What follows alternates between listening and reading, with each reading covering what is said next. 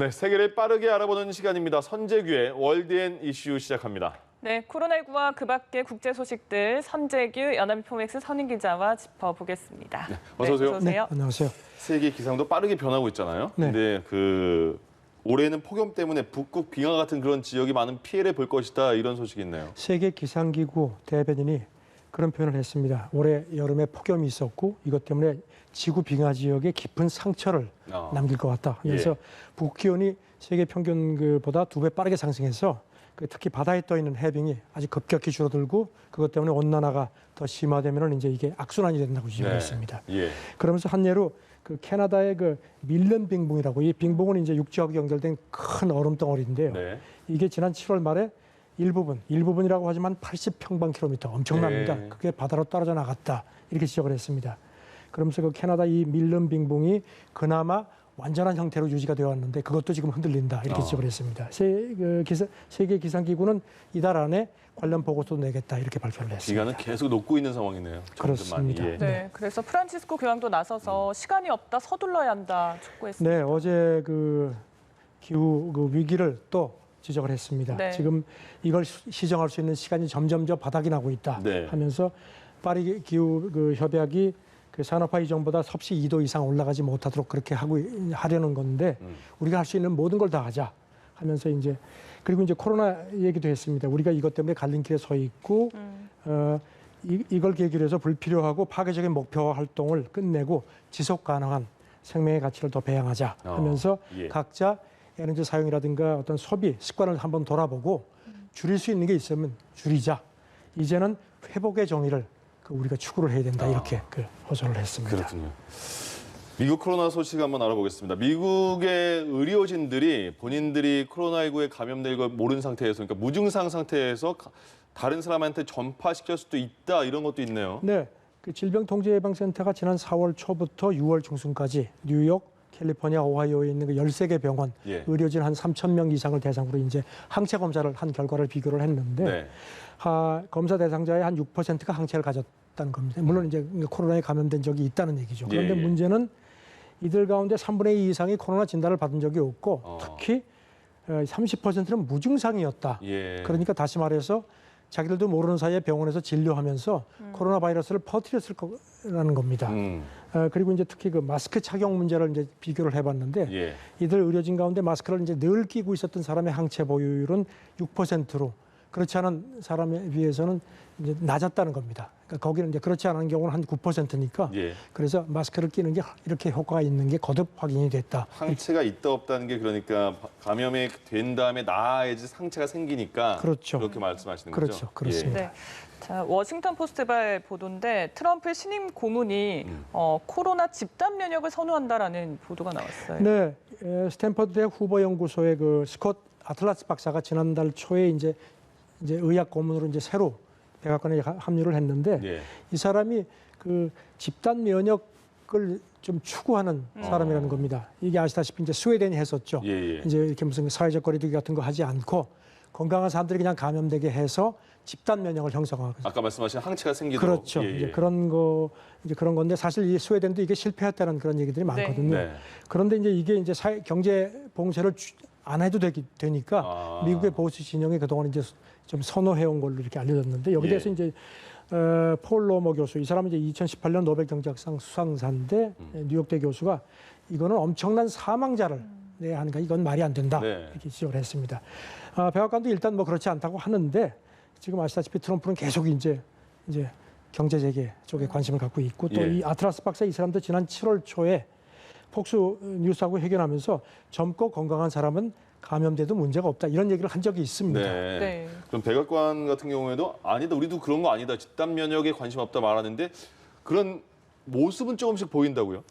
워싱턴 포스트가 이제 백악관이 이렇게 부인을 하는데도 자기들이 이제 몇 가지 체크를 했는데 일단 미국 복지부가 검진 장비 확대 지출을 요양원 외에는 더 늘리지 않았다는 겁니다. 이것도 좀 수상하고 그다음에 아시다시피 트럼프는 계속해서 학교 개학이라든가 이런 걸 요구를 하는 점도 그렇고 그다음에 이제 특히 지난주에 질병통제예방센터가 기억하시겠지만 코로나 검진을 봤는데 무증상자인 경우는 고위험군이 아니면 굳이 검사를 안 받아도 된다고 했는데 이제 이게 여기 대해서 많은 주들이 우리는 그거 안 지켜 했거든요. 이제 이런 여러 가지 징후가 있다는 겁니다. 워싱턴 포스트가 이제 자체 분석을 했는데 코로나 치명률을 1%로 가정을 하고 네. 미국 인구가 이제 한 3억 2,800만 명인데 이제 집단 면역이 되려면 한 65% 이상이 감염이 돼야 되는데 그렇게 되면 사망자가 213만 명 정도가 나와야 된다는 겁니다. 네. 지금 네. 18만 명이 좀 넘었는데 그러니까 이거는 말이 안 된다. 그리고 그러니까요. 이제 집단 면역을 하는 경우에 또 다른 문제가 있다는 겁니다. 왜냐하면 이제 재감염이 될 수 있고 그다음에 고위험군하고 저위험군을 완벽하게 분리하는 것도 현실적으로 어렵다. 네. 이렇게 지적을 했습니다. 네. 네. 뭐 코로나뿐 아니라 사실 미국 인종 차별 시위까지 굉장히 혼란스러운데 그러다 보니까 누구의 미국이 더 안전한가 대선의 이슈가 되고 있습니다. 참 대선인 지 얼마 안 남았는데 이게 이제 새로운 외관이 돼서 새로운 쟁점이 됐습니다. 그러네요. 기억하시겠지만 그 백인 경찰한테 등대에서 총을 맞아가지고 이제 이렇게 지금 중태에 빠진 그 제이컵 블레이크 이 문제 때문에 지금 뭐 시위가 더 확산하고 있죠. 네. 그러니까 이제 트럼프가 이곳이 이제 위스콘신주 커너샤인데 거기 당국이 제발 오지 마십시오 했는데도 오늘 새벽에 갔습니다. 그렇다면서요. 네, 가서 이제 뭐 돌아보고 하면서 또 막 그냥 발언을 쏟아냈는데 반미 테러다, 뭐 국내 테러다, 뭐 이런 표현도 썼고요. 법질서 수호.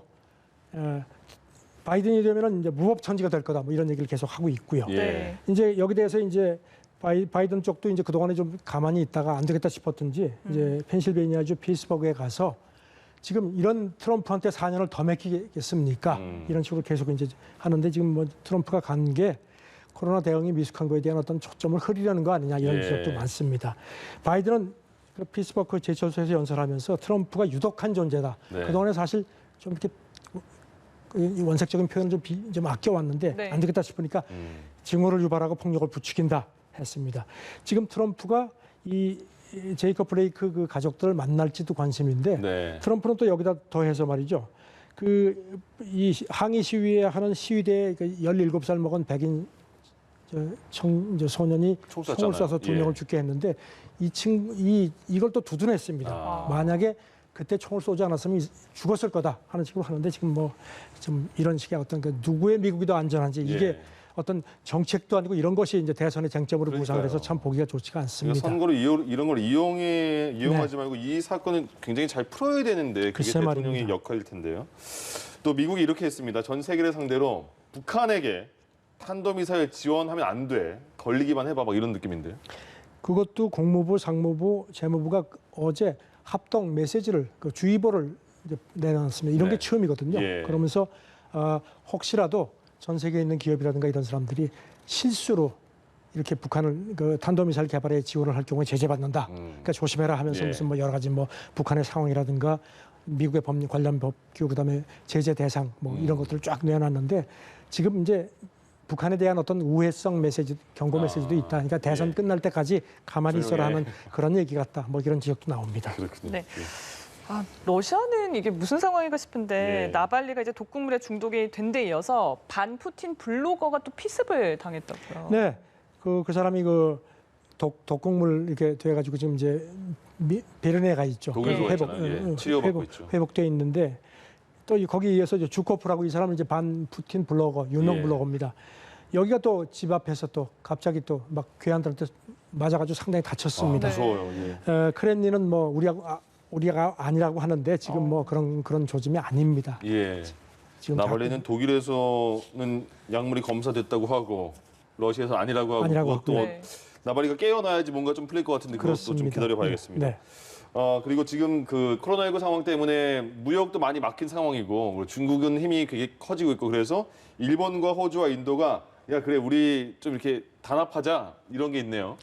트럼프가 그동안에 중국이 이제 그 세계 공급망의 어떤 정점이 되어 있는 걸 이제 어떻게든지 좀 깨려고 리쇼어링, 중국에 있는 미국 기업들 뭐 와라 뭐 이런 식도 하고 아베도 거기 굉장히 나서 왔거든요. 그래서 그런지 지금 일본이 나서 가지고 인도, 호주 경제장관들이 어제 오후에 화상 회동을 했습니다. 그런데 이제 거기서 다뤄진 내용이 이제 아직까지 공개되지는 않았는데 중국 공급망 사슬을 끊는 문제를 중점적으로 논의를 한 것 같다 이렇게 관측이 되고 있습니다.